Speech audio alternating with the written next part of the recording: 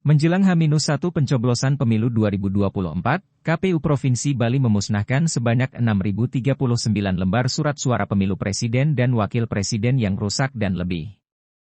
Pemusnahan dilakukan langsung oleh Ketua KPU Provinsi Bali, bersama para anggota, di kantor KPU Provinsi Bali, Selasa 13 Februari 2024.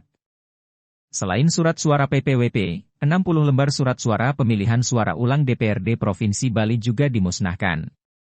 Menariknya, surat suara yang rusak dan lebih ini tidak dibakar, melainkan dicacah dengan alat pencacah. Hal ini dilakukan sesuai dengan aturan agar tidak menimbulkan polusi. Bahkan, hasil pencacahan surat suara yang rusak dan lebih tersebut tidak langsung dibuang, namun disimpan dalam plastik polybag, dan akan dibuang setelah pemilu 2024 selesai. Ketua KPU Provinsi Bali, Idewa Agung Gede Lidartawan, mengatakan sesuai dengan Undang-Undang Surat Suara yang rusak dan lebih harus dimusnahkan. Namun, berdasarkan ketentuan aturan yang baru, pemusnahan tidak dilakukan dengan dibakar, melainkan dicacah dengan alat pencacah. Sesuai dengan perintah undang-undang bahwa surat suara yang rusak ataupun lebih ataupun yang rusak itu harus dilakukan pemusnahan, ya. Sebelum-sebelumnya kan pemusnahan dilakukan dengan membakar, tapi karena udah ada aturan pemerintah bahwa tidak boleh membakar sampah, maka kita lakukan dengan pencacahan. Ya, sudah disaksikan, ya ada PWP, Presiden dan Wakil Presiden yang di beberapa kabupaten lebih, karena kemarin mau kita kumpulkan untuk membantu provinsi-provinsi lain yang misalnya kekurangan. Ya, kita kumpulkan di sini.